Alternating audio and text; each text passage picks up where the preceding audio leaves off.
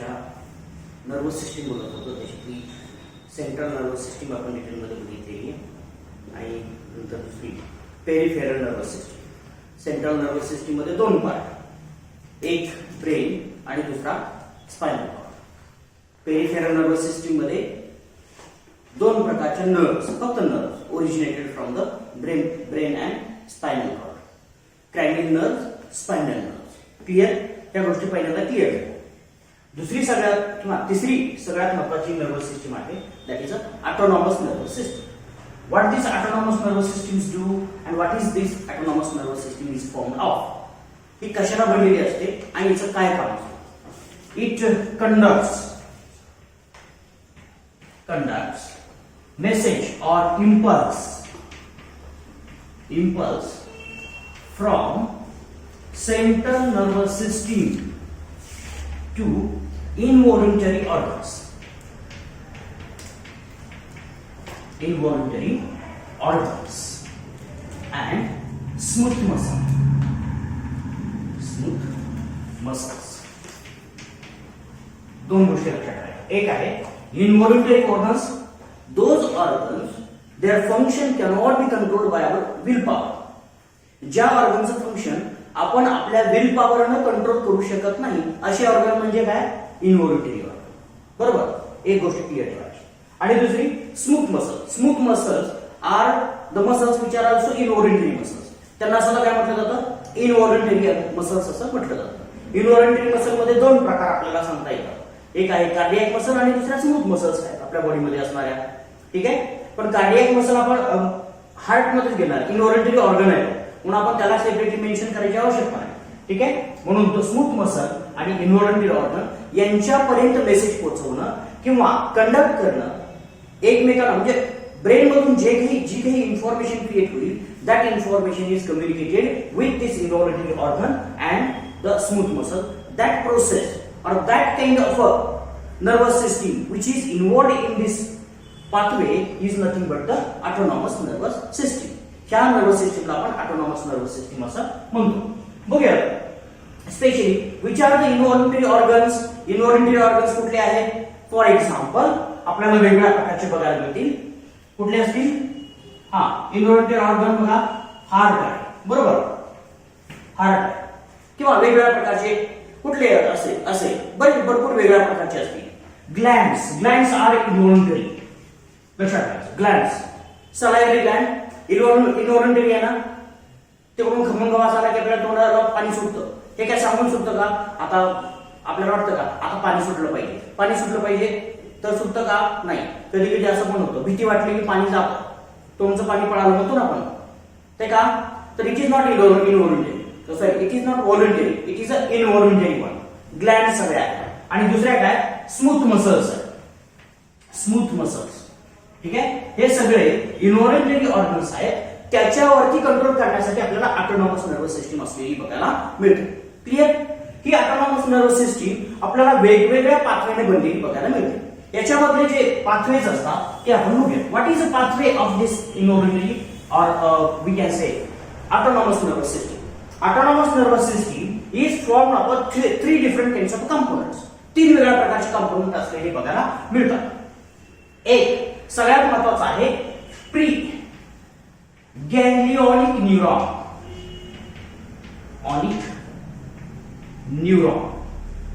लक्षात ठेवा. Pre ganglionic neuron किंवा प्री गॅंग्लियोनिक नर्व असं म्हटलं तरी चालेल काही केसमध्ये. दुसरा गॅंग्लियॉन किंवा autonomous ganglion. Autonomous ganglion. Autonomous गॅंग्लियॉन. ठीक आहे? दोन. आणि तिसरा पार्ट आपल्याला याच्यामध्ये इन्व्हॉल्व असलेला बघायला मिळतो post ganglionic neuron. Post ganglionic neuron. बघा तीन part. What is pre ganglionic neuron, what is autonomous ganglion, what is post ganglionic neuron. Ganglion is nothing but the aggregation of the nerve mass or neurons. न्यूरॉनचं जे मास आहे त्याला आपण काय म्हणतो? गॅंग्लियॉन असं म्हणतो. आपण अगोदरच कॉन्सेप्ट क्लिअर केली. Suppose it is a ganglion एक मास आहे, छोटस मास, ठीक आहे, mass of the nervous tissue which is away from the brain. दुसरा शब्द वापरला होता ब्रेन साठी, पण आपण brain is the largest ganglion of the body. Brain काय सगळ्यात मोठा गॅंग्लियॉन आपल्या बॉडीचा आहे, ते सुद्धा वाक्य वापरलं होतं. म्हणून हा गॅंग्लियॉन आहे, ऑटोनॉमस गॅंग्लियॉन आहे, because it is not controlled, it's activity is not controlled by the others.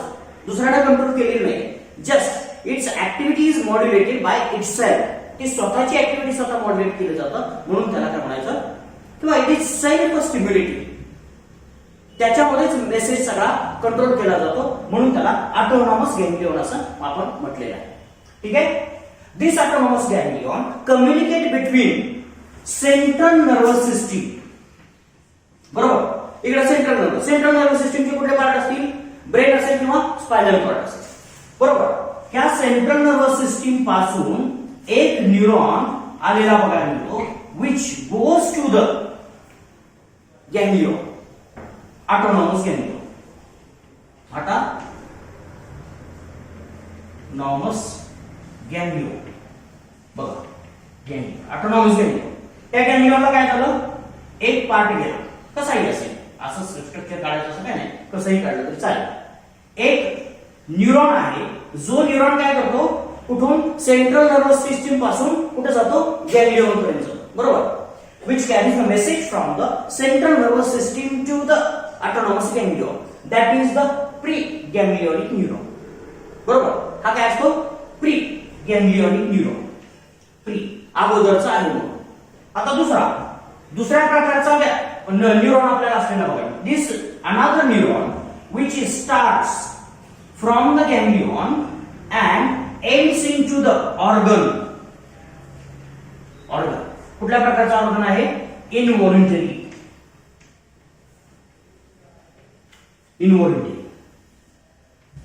ठीक आहे, involuntary organ, XYZ. For example heart, gland, involuntary organ. म्हणजे जी नर्व किंवा जे न्यूरॉन काय करतो, nervous system, central nervous system to ganglion message carry करतो, त्याला काय म्हणायचं, प्रीगॅंग्लियोनिक असं म्हणायचं. गॅंग्लियॉनच्या अगोदर येतो म्हणून त्याला प्री असं म्हणायचं. गॅंग्लियॉन पासून ऑर्गन पर्यंत मेसेज कॅरी करणार कुठला आहे, पोस्ट गॅंग्लियोनिक. क्लिअर, दोन कॉन्सेप्ट क्लिअर करायचे. Post ganglionic which carries message from the autonomous ganglion to the involuntary organ. ठीक आहे, अशा प्रकारचा याला आपण पोस्ट गॅंग्लियोनिक न्यूरॉन असं म्हणणार. तर अशा प्रकारे सेंट्रल नर्वस सिस्टीम पासून डायरेक्टली इनव्हॉलंटरी ऑर्गन पर्यंत कंट्रोल करायचं काम कोण करत असतं, तर तीन वेगळ्या प्रकारचे पार्ट करत असतात, preganglionic neuron, autonomous ganglion and post ganglionic neuron. So 3 different parts are responsible to form a autonomous nervous system. त्या 3 पार्टनं आपल्याला ऑटोनॉमस नर्वस सिस्टीम तयार झालेली बघायला मिळेल. लक्षात येतंय? ठीक आहे. आता बघूया, this autonomous nervous system can be of 2 different type. Autonomous nervous system दोन वेगळ्या प्रकारची असलेली बघायला मिळते, because it has a different kinds of the effects on the involuntary organ. Involuntary organ वरती वेगवेगळ्या प्रकारचे इफेक्ट असलेली बघायला मिळतात, म्हणून ही वेगळ्या प्रकारची असलेली बघायला मिळते. आता फक्त आपण स्ट्रक्चर, जनरल स्ट्रक्चर बघितलेलं आहे. आता आपल्याला स्पेसिफिक स्ट्रक्चर बघायचं, कुठल्या प्रकारची ही नर्वस सिस्टीम असलेली बघायला मिळते. This autonomous nervous system can be divided into the 2 different parts किंवा 2 different groups. पहिला पार्ट आपण बघूया, sympathetic nervous system. Sympathetic nervous system, NS मी लिहितो, nervous system, sympathetic nervous system.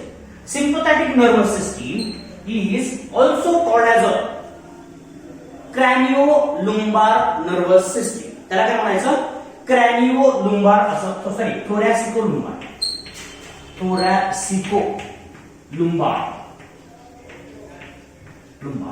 thoracicolumbar, because it involves the thoracic ganglion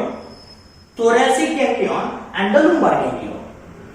त्यांना thoracicolumbar काय म्हणायचं, because it involves the nerves and the ganglion of the thoracic region and the lumbar region.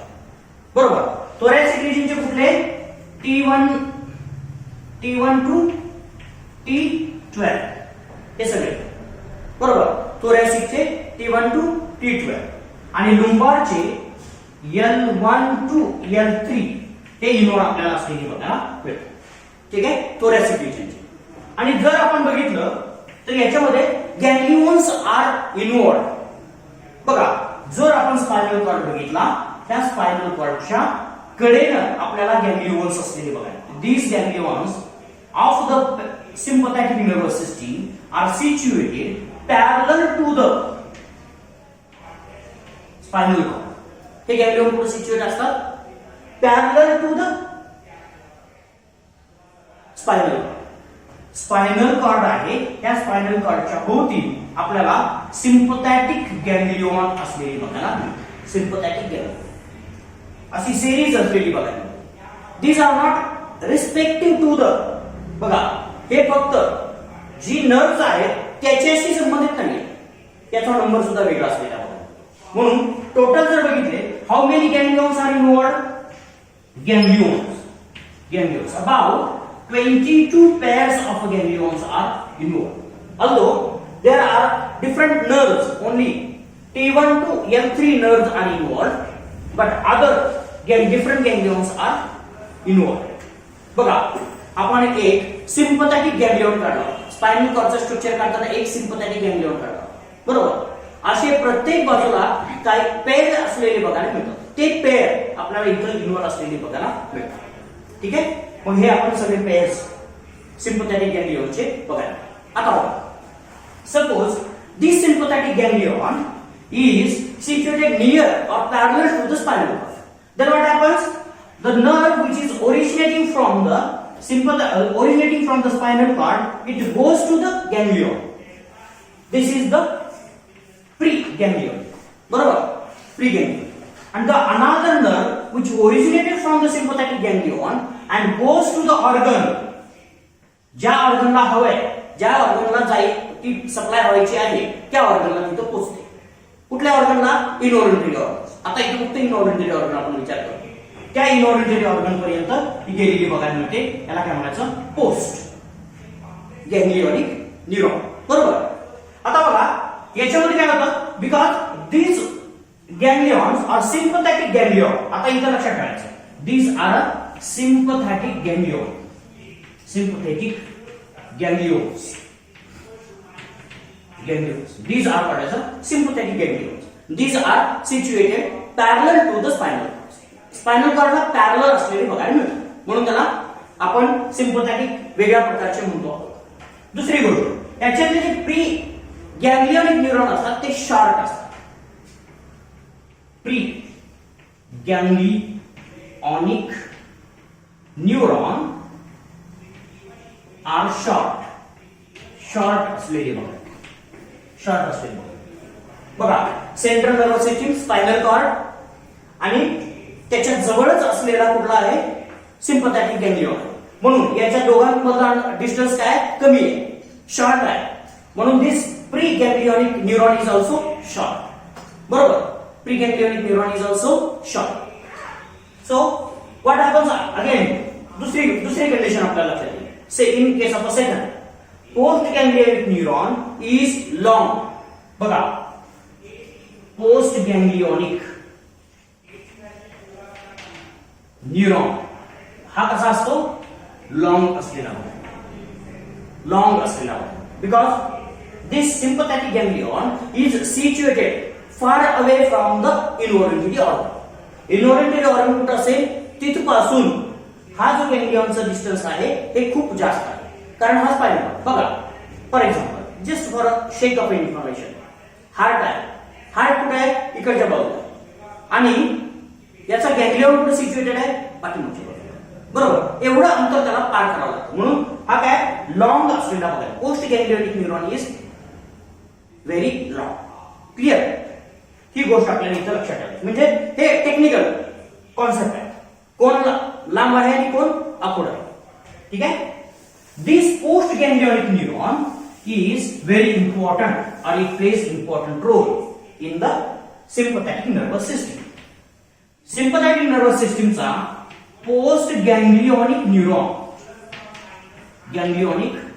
neuron is responsible for secretion of the two different kinds of the communicator or neurotransmitters. हे काय करतो, काय secret करतो, neuro transmitters. It secretes a neurotransmitter. Which are those neurotransmitters? कुठल्या प्रकारचे न्यूरोट्रान्समीटर्स? ऍड्रेनालिन. हा कुठला secret करतो, ऍड्रेनालिन.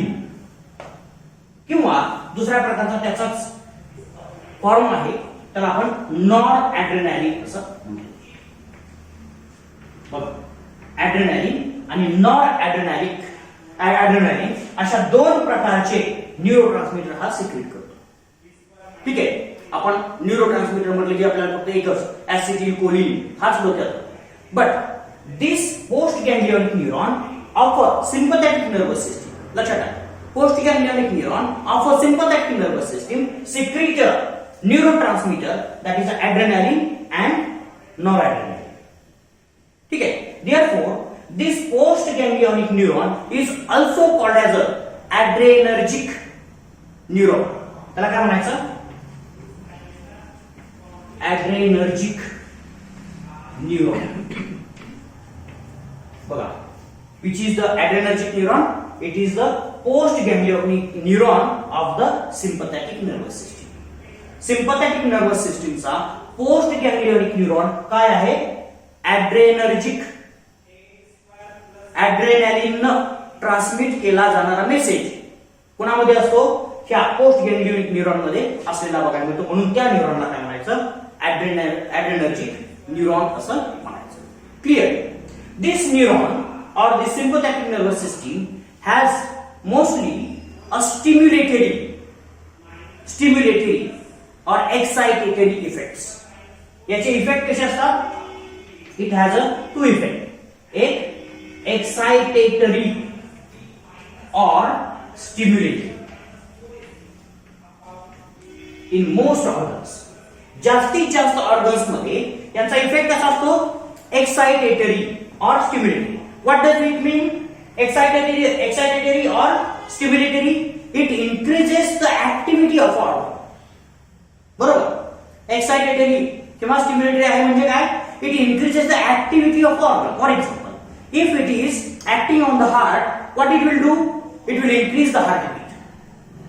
If it is involved in the, for example, other organs, कुठलेही ऑर्गन्स असतील, रेस्पिरेटरी ऑर्गन्स असतील, इट इन्क्रीजेस द रेस्पिरेशन. बरोबर, किंवा सगळ्या बॉडीच्या ज्या काही ऍक्टिव्हिटीज असतील त्या सगळ्या काय केल्या जातील, इन्क्रीज केलेल्या बघायला मिळतील. म्हणून त्याला काय म्हणायचं, एक्साइटेटरी इफेक्ट असं म्हणायचं. But it has a inhibitory effect on the two different organs. बघा, सगळ्या ऑर्गनवरती एक्साइटेटरी इफेक्ट आहे, पण काही असे ऑर्गन्स आहेत की त्याच्यावरती काय, इनहिबिटरी इफेक्ट आहे. Which are those organ, one is the digestive system and another is the excretory system. ठीक आहे, बघा, आपण याच्यावरचा जर इफेक्ट बघितला तर आपल्याला लक्षात येईल की in digestive and excretory system,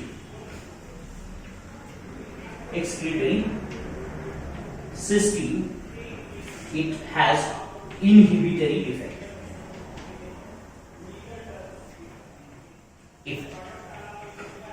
बघा, सगळ्यांवरती स्टिम्युलेटरी इफेक्ट आहे, पण accept digestive and excretory system, because on the digestive and excretory system this sympathetic nervous system has a inhibitory effect.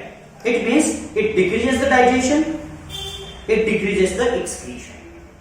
दोनच गोष्टी आहेत. काय डिक्रीज केलं जातं, डायजेशन आणि एक्सक्रीशन डिक्रीज केलेलं आपल्याला बघायला मिळतं. कुठं, सिम्पथॅटिक नर्वस सिस्टीमच्या मेसेज. तर अशा प्रकारची ही सिम्पथॅटिक नर्वस सिस्टीम आपल्याला असलेली बघायला मिळते. Clear, sympathetic nervous system. बघा, आपल्याला वेगवेगळ्या प्रकारचे नर्वस सिस्टीमचे पार्ट लक्षात येत असतील तर त्या याच्यामध्ये याचा सगळ्यात महत्त्वाचा रोल असतो. दुसरी गोष्ट लक्षात ठेवायची, it has a specific function. Sympathetic nervous सिस्टीमचं अजून एक महत्त्वाचं फंक्शन आपल्याला सांगता येईल. It has a emergency function. It is involved in the emergency activities. Emergence किंवा आपण काय म्हणतो त्याला emergency activities. It controls the emergency activities. Which are the emergency activities? Fight and flight. कुठल्या fight and flight. दोन प्रकारच्या activity कुठल्या काय असतात? Emergency activity. What is a fight? When we get a threat. आपल्याला जर थ्रेट असेल एखादा, आपल्याला कुणी जर भीती दाखवत असेल, तर जी ऍक्टिव्हिटी आपण करतो त्याला काय म्हणायचं? फाईट ऍक्टिव्हिटी असं म्हणायचं. बघा, एखाद्यानं आपल्याला मारामारी केली केली नाही केली नाही केली का नाही तर सांगायचं नाही केली. बघा, मारायला गेल्यानंतर तुझा बीपी वाढला, श्वास वाढला, लालबुंद झाला की नाही? होतं. It's a normal process because these activities are controlled by the sympathetic nervous system. बरोबर? ह्या ऍक्टिव्हिटी कोणावर कशाने कंट्रोल केल्या? Sympathetic nervous system. किंवा तुम्ही कॉम्पिटिशनला उतरला, कुठल्याही कॉम्पिटिशन असेल, खेळायला गेला, क्रिकेट तुम्हाला सगळ्यांना आवडतं, बॅट धरून तुम्ही कुठे गेला? पिचवरती गेला, तुमचं हार्टबीट्स वाढले की नाही? सुरुवात स्टार्ट करताना हार्टबीट वाढले, समोरनं बॉल येतोय, हार्टबीट वाढतात. का वाढतात? सिम्पथॅटिक नर्वस सिस्टम कंट्रोल करते. अजून साधे सिंपल, एखादा साप तुमच्या समोर दिसला किंवा एखादा कुत्रा अंगावर आला, लगेच हार्टबीट वाढतात आणि असं अंग गरम होतं. काय होतं? Sympathetic nervous system control. Fight activities. Flight activity, running मध्ये भाग घेतला आणि तुम्हाला जोरात पळायचंय, स्प्रिंट मारायची आहे, कुठलं तरी काम करायचंय, एनर्जी पाहिजे तुम्हाला. आता सुद्धा माझ्या बॉडीमध्ये काय कंटिन्युअसली एनर्जी तयार होते. वाय? Sympathetic nervous system. लक्षात ठेवा. जर ही सिम्पथॅटिक, तुम्ही साधं सिंपल, अजून एक साधं उदाहरण आहे. तुम्ही परीक्षेला गेला, आतमध्ये परीक्षेच्या हॉलमध्ये बसलाय, श्वास वाढतो की नाही? अस्वस्थ होतं. आता काय प्रश्न येतोय आपल्याला माहित नाही, इमर्जन्सी आहे. Nervous system, sympathetic nervous system comes in action. बरोबर? सिम्पथॅटिक नर्वस सिस्टीम सगळ्या ऑर्गनला अलर्ट करते, सगळ्या ऑर्गनला सांगते you have to do your extreme work. त्याचं स्वतःचं बेस्ट वर्क करायचं आहे. हे हा मेसेज सिस्टीम सगळ्याला देत असतात आणि म्हणून सगळे अलर्ट असतात. सगळे हार्ट अलर्ट असतं, आपलं लंग्स अलर्ट असतात, मसल्स अलर्ट असतात. All are alert. Not only the not involuntary organs but voluntary organs are also simultaneously controlled indirectly. ठीक आहे? सगळे जे इनव्हॉलंटरी ऑर्गन्स आहेत ते अलर्ट होतात. तुम्हाला ते कंट्रोल करता येत नाही. तुम्ही कधीतरी भाषण द्यायला समोर किंवा पहिल्यांदा वर्गामध्ये सरांनी उठवलं असेल, त्यावेळेस तुम्हाला असं अस्वस्थ वाटलं असेल. का? Sympathetic nervous system works there. Clear?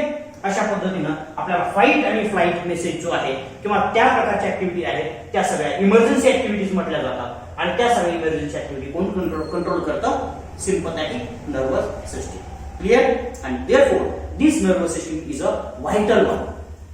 He nervous system vital असलेली बघायला मिळते. बऱ्याच वेळा ह्या नर्वस सिस्टीमला जर प्रॉब्लेम झाला तर माणूस शांत होतो किंवा तो जगू शकत नाही. कारण हार्टला काय स्वतःच पंपिंग माहित असतं, स्वतः कंट्रोल करतो. पण त्याचं मॉड्युलेशन करणं काम कोणाचं असतं? सिम्पथॅटिक नर्वस सिस्टीमचं असतं. म्हणजेच ज्यावेळेस तुम्ही जास्त ऍक्टिव्हिटी करता, बॉडी ऍक्टिव्हिटी करता, at that time there pumping of the heart should be increased. बरोबर? To supply the sufficient amount of the blood and oxygen, nutrients to the different body parts. It should be done, and that is done through the sympathetic nervous system. Although the heart is an involuntary organ, it is somewhat controlled by the sympathetic nervous system. ठीक है? तर ही sympathetic nervous system. Second type of autonomous nervous system we have is the parasympathetic nervous system. Parasympathetic nervous system. In this parasympathetic nervous system, there are different mechanisms. याच्यामध्ये फक्त वेगळे mechanisms आहेत. There are this parasympathetic nervous system also communicate between the दोन्ही मध्ये central nervous system and the involuntary organ. but its ganglions are situated close to the involuntary organ. याचे जे गॅंग्लियॉन्स असतात बघा, पॅरासिम्पथॅटिक मध्ये असतात, काय असतं, गॅंग्लियॉन्स R situated close to involuntary organs.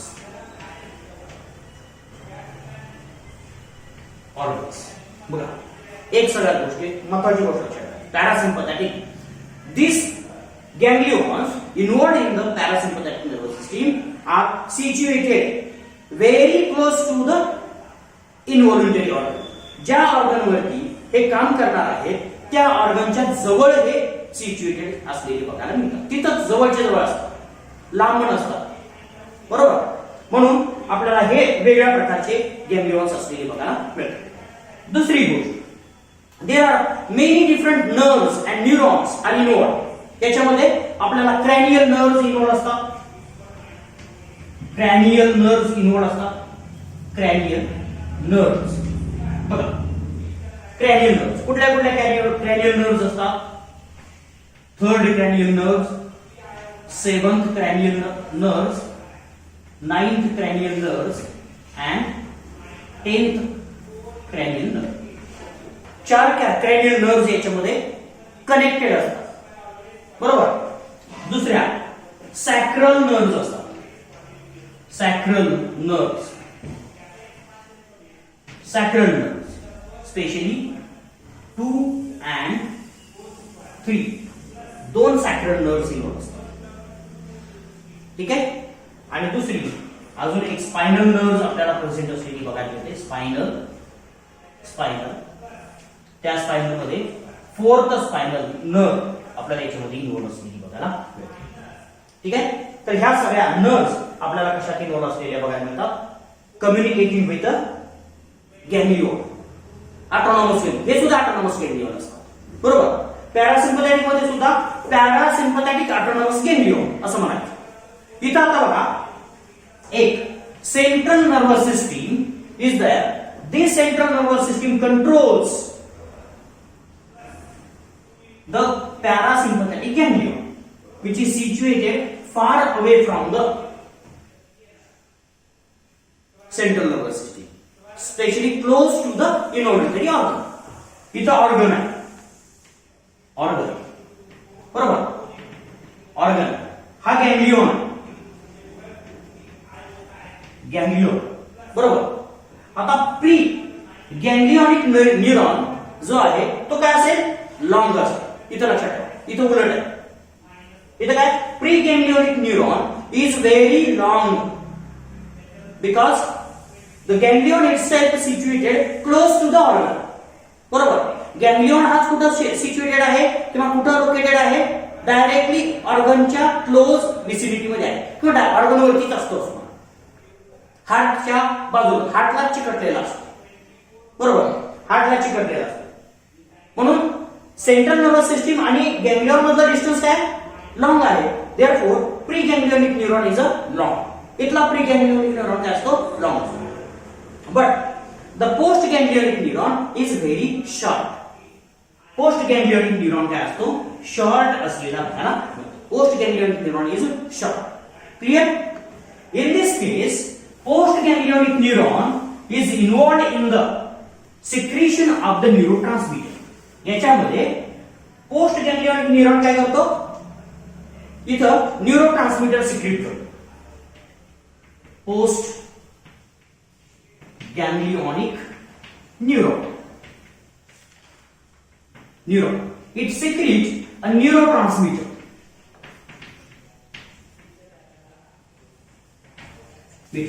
And this neurotransmitter is a acetylcholine. कुठला न्यूरोट्रांसमीटर सिक्रेट करते हैं, acetylcholine. Acetylcholine neurotransmitter is secreted which goes and send a message to the organ and controls the activity of the organ.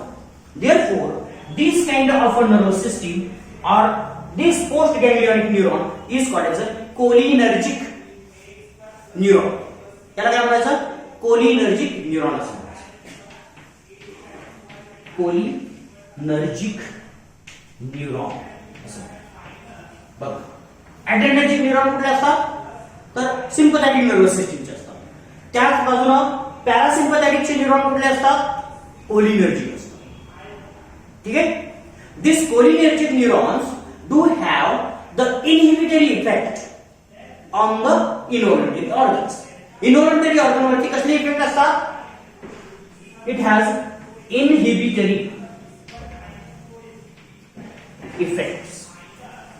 Effects बरोबर. Inhibitory effects याच्या अगोदर आपण काय म्हटलं होतं इफेक्ट कसे होते एक्साइटेटरी अँड स्टिम्युलेटरी इफेक्ट असं म्हटलं. आता काय इनहिबिटरी इफेक्ट क्लिअर. म्हणजे this sympathetic nervous system whatever sympathetic nervous system is doing, parasympathetic nervous system is opposing the sympathetic nervous system. Parasympathetic nervous system काय करते sympathetic nervous system ला oppose करते बरोबर. अपोज करते.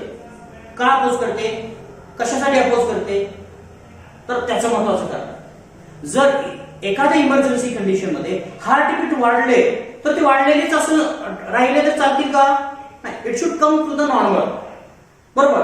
And that bring to the normal or whatever the activity which is excited that brought to the normal by the parasympathetic nervous system. ठीक आहे.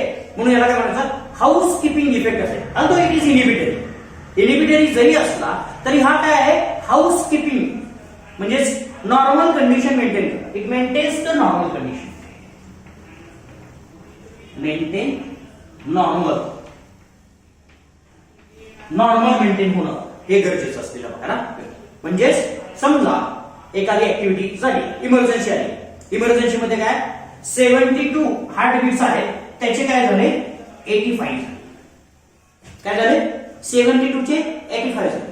हे कशामुळे झाले सिंपथॅटिक नर्वस सिस्टीम मुळे झाले. इकडे बघा 72 चे किती झाले 85 किंवा जास्त लिहिले 120 झाले बरोबर. इमर्जन्सी धक धक धक धक आवाजच यायला लागला एवढा फास्ट हार्टबीट व्हायला.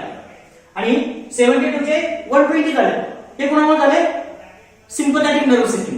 पण हे 72 चे 120 झाले म्हणून चांगले आहेत म्हणून ते 120 ठेवून चालेल का नाही.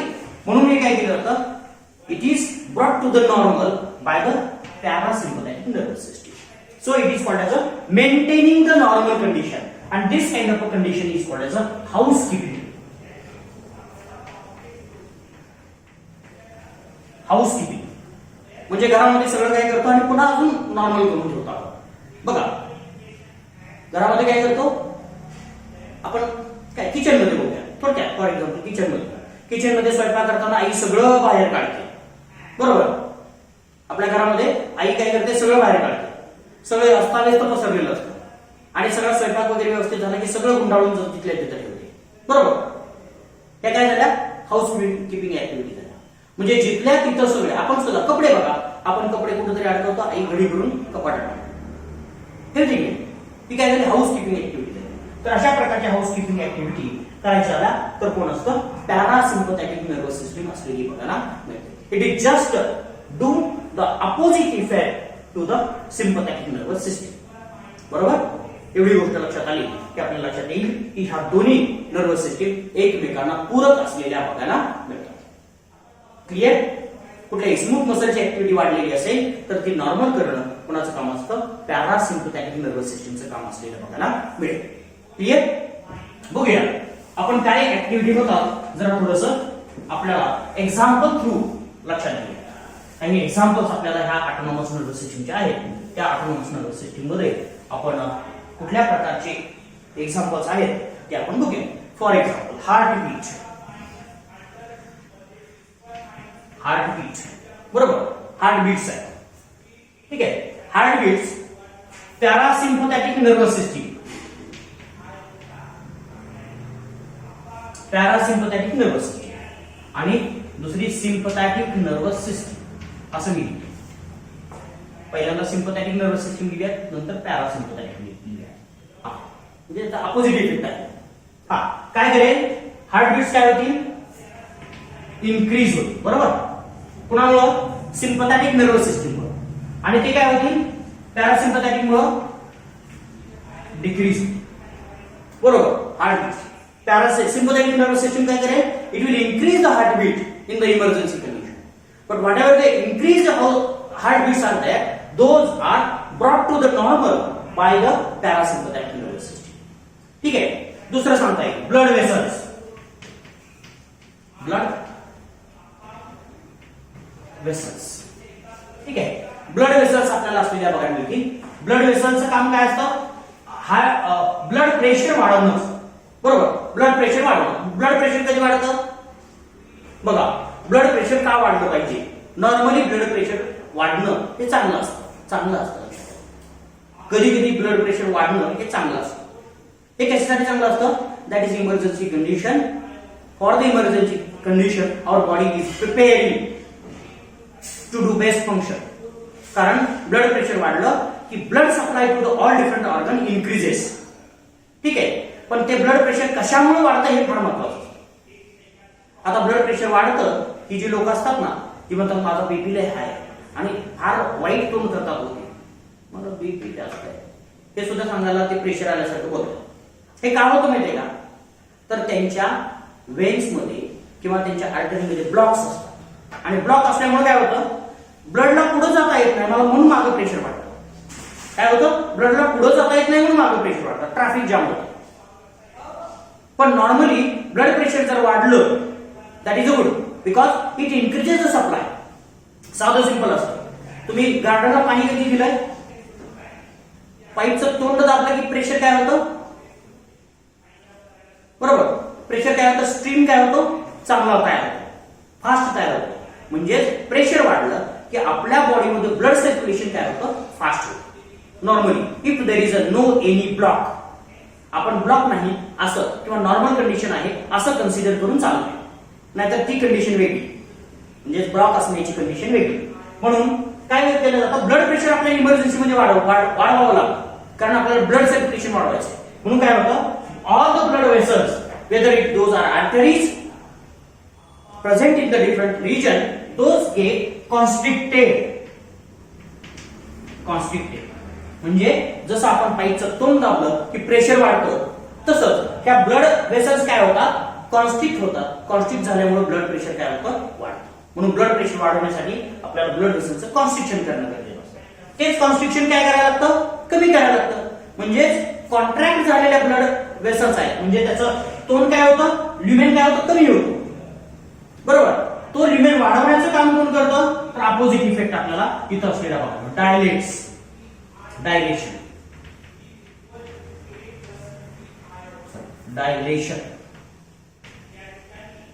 ब्लड वेसलचं डायलेशन कोण करतं, कॉन्स्ट्रिक्शन कोण करतं, सिम्पथॅटिक नर्वस सिस्टीम. डायलेशन कोण करतं, parasympathetic nervous system.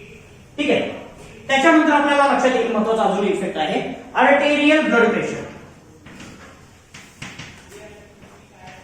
Arterial blood pressure आताच काय सांगितलं, काय काय होतं, कॉन्स्ट्रिक्ट झाले काय होणार आहे, वाढणार आहे. काय म्हणजे आपल्याला जनरल लक्षात ठेवायचं, ब्लड वेसल कॉन्स्ट्रिक्ट झाल्या, कॉन्स्ट्रिक्शन कोणामध्ये जास्त असतं, तर आर्टरीज मध्ये जास्त असतं. म्हणून आर्टेरियल ब्लड प्रेशर काय होईल, इन्क्रीज होईल, आणि पॅरासिम्पथॅटिक नर्वस सिस्टीम मुळे काय होईल, डिक्रीज होईल.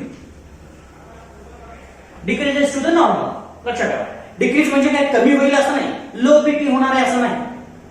ठीक आहे. ते काय होईल, नॉर्मल होईल.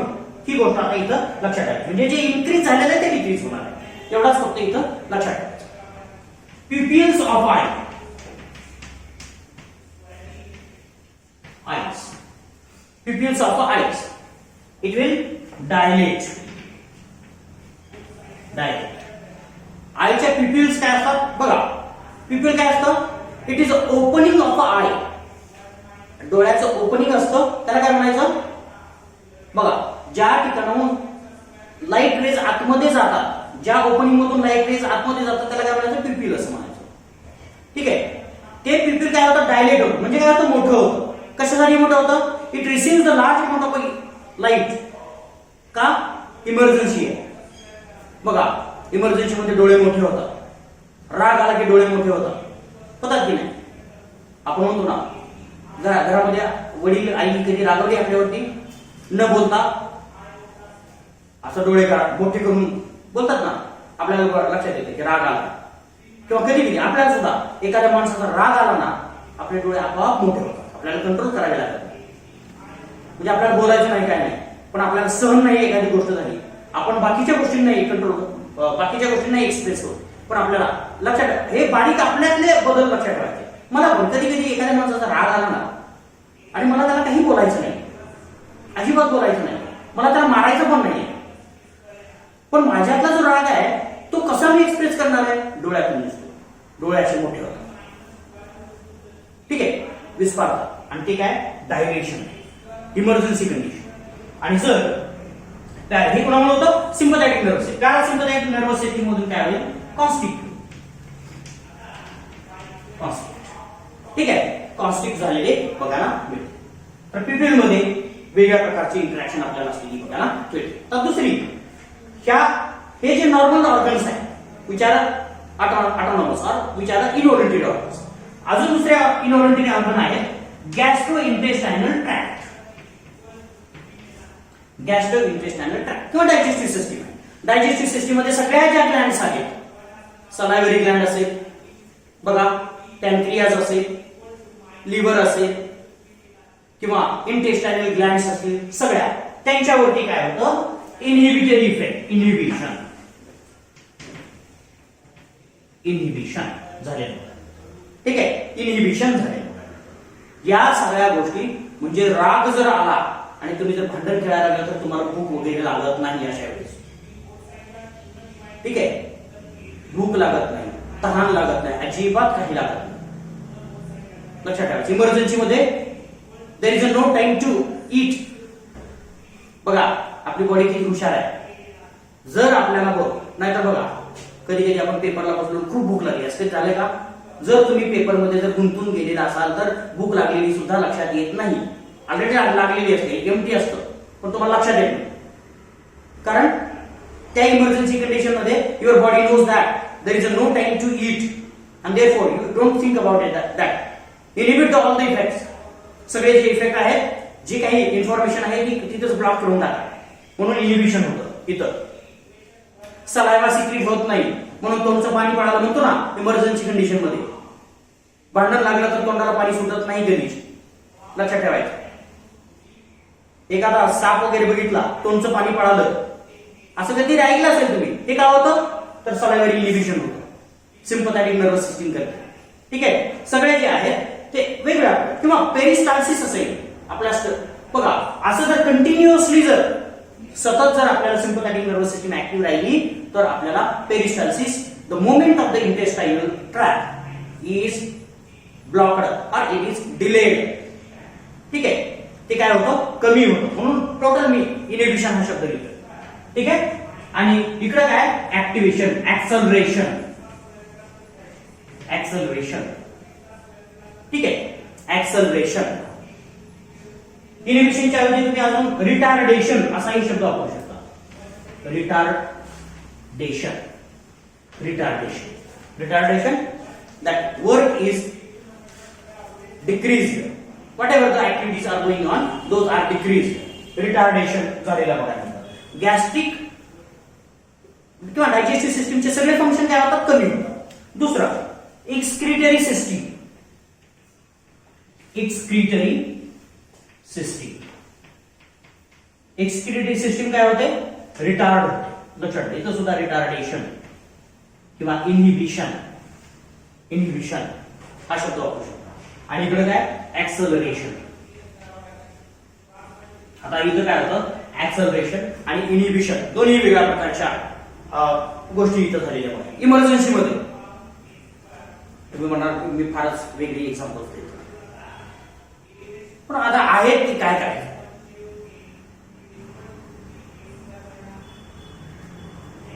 There is a relaxation of urinary bladder.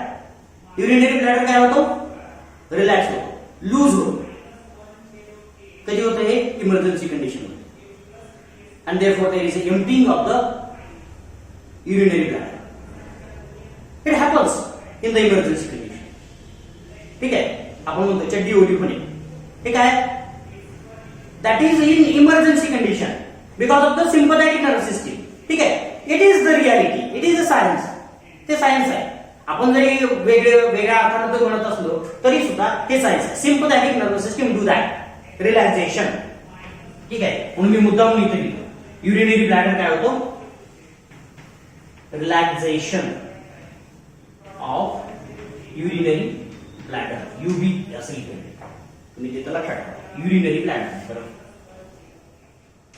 Urinary bladder. ठीक आहे, रिलॅक्सेशन. आणि त्याच्या विरुद्ध काय होईल? कॉन्ट्रॅक्शन.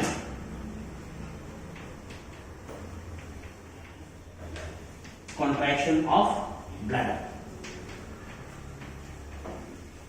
ठीक आहे, कॉन्ट्रॅक्शन ऑफ ब्लॅडर. अशा पद्धतीनं आपल्याला इनिबिटरी किंवा वेगळ्या प्रकारचे इफेक्ट त्या गॅस्ट्रोइंटेस्टायनल ट्रॅक्ट किंवा डायजेस्टिव्ह सिस्टीम वरती आणि एक्सक्रिटरी सिस्टीम वरती झालेले बघायला मिळतात.